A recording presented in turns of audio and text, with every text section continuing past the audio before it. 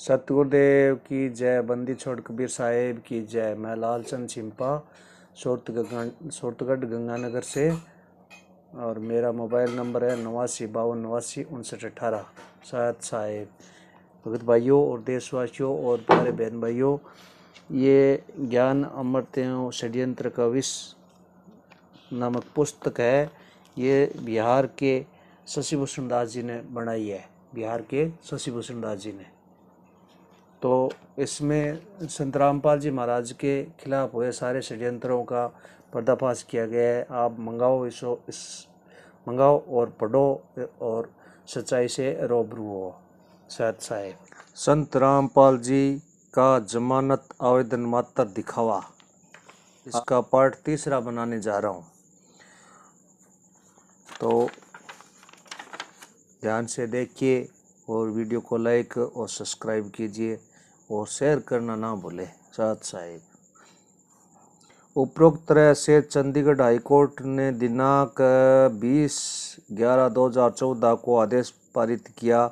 इस आदेश का हिंदी रूपांतरण है कि न्यायालय इस बात को ध्यान में रखते हुए कि आरोपी रामपाल जो क्रोथा कांड में हत्या के मामले में आरोपी है और इस अदालत द्वारा जारी गिरफ्तारी वारंट से बचने के लिए छुप रहा है तथा वीडियो कॉन्फ्रेंसिंग भी ट्रायल कोर्ट में पेश नहीं हो रहा है, भले ही वह ट्रायल विचारण में भाग लेने के लिए वीडियो कॉन्फ्रेंसिंग के माध्यम से उपस्थित हो, मगर वह अपने अनुयायियों शिष्यों की बड़ी संख्या में आने का आह्वान करके पूरे सिस्टम को आतंकित करने के लिए अपनी बाहुबल दिखाना उचित समझते हैं। ऐसे अभियुक्त जिन्हें पूरे से जमानत मिली। देखो भक्तों, ये रामपाल जी महाराज के ऊपर लांछन लगाने के लिए ऐसा करते हैं। ये रामपाल जी महाराज को जमानत के लिए नहीं करते हैं, ये आतंकित करते हैं कि बाहुबल दिखाते हैं, ऐसा इसमें बताया गया है। ऐसे अभियुक्त जिन्हें पूर्व से जमानत मिली है उसे इस तरह के व्यवहार की उम्मीद नहीं की जा सकती। न्यायालय ने न्यायिक नोटिस भी लिया जिसमें उनके अनुयायियों शिष्यों निजी कमांडों ने राज्य के विरुद्ध युद्ध छेड़ दिया है। जब लंबे समय से लंबित गिरफ्तारी वारंट को निष्पादन करने का प्रयास किया गया था, न्यायालय द्वारा पारित आदेश के क्रियान्वयन के दौरान आश्रम के सामने कई दिनों तक पुलिस तैनात बल शिक्षाकर्मी तथा अभियुक्त रामपाल के अनुयायियों शिष्यों की विभिन्न प्रकार की चोटें आई है। ऐसा अभियुक्त अभी भी निर्णय प्राप्त करने के लिए उपस्थित नहीं हो सकेगा। इसलिए अगर न्यायालय इन्हें जमानत के रियायत 1 मिनट के लिए भी अनुमति दी जाती है तो यह है न्याय का उपहास होगा।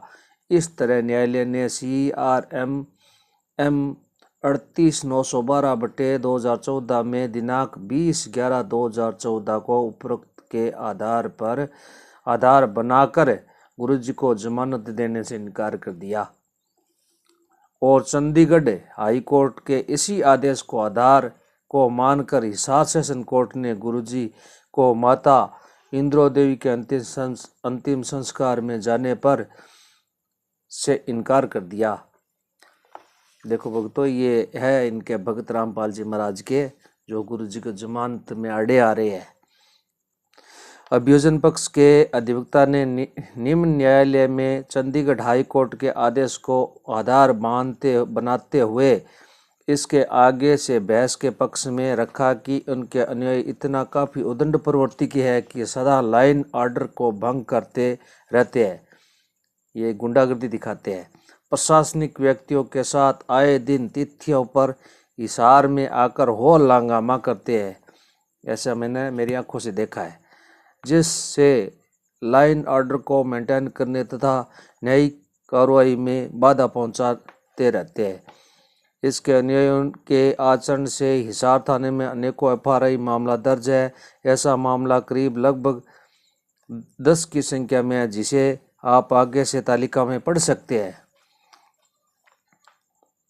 तो इसकी तालिका है वो आगे है, लास्ट में वीडियो के अंत में आप देखिए। इस तरह उभय पक्षों के अधिवक्ता को सत्र न्यायालय हिसार के सत्र न्यायाधीश माननीय अजय पराशर जी ने उक्त मत व्यक्त करते हुए दिनांक 11/11/2016 को गुरुजी का अंतरिम जमानत खारिज करने का आदेश पारित कर दिया। इनका मत है कि अदालत आप आवेदक रामपाल की मां का अंतिम संस्कार कराने के खिलाफ नहीं है, लेकिन इस तथ्य के कारण कि संत रामपाल जी के अनुयायी शिष्य इतने उदंड प्रवृत्ति के है कि यह यदि संत रामपाल जी महाराज को जमानत आवेदन को अनुरोध को स्वीकार कर ली जाए तो कानून एवं अर्थव्यवस्था के समक्ष बड़ी समस्या उत्पन्न हो जाएगी। देखो भक्त भाइयों, प्रशासन के लिए भी ये लोग खतरनाक साबित होने का ये इतना दिखा रहे हैं, भाई हम ऐसे हैं तो समस्या उत्पन्न हो जाएगी। निर्दोष व्यक्तियों के जान माल का नुकसान हो सकता है। रामपाल जी महाराज को जमानत पर जेल से बाहर आने से उत्पन्न होने वाली अस्थिरता की स्थिति को नियंत्रण नहीं कर पाएंगे तथा उनके अनुयायी कुल प्रोसीडिंग को हाईजैक कर लेंगे।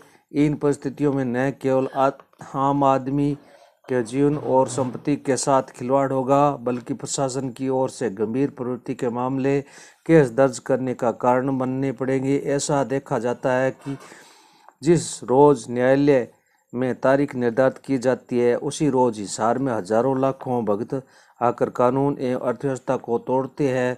प्रशासन के साथ एक एक दो दो हाथ करते हैं, न्यायिक कार्रवाई में बाधा पहुंचाते हैं। इस संदर्भ में हिसार सिविल लाइंस थाना एवं हिसार सदर थाना में अनेकों मुकदमे दर्ज है, जिसका विवरण नीचे दी गई तालिका को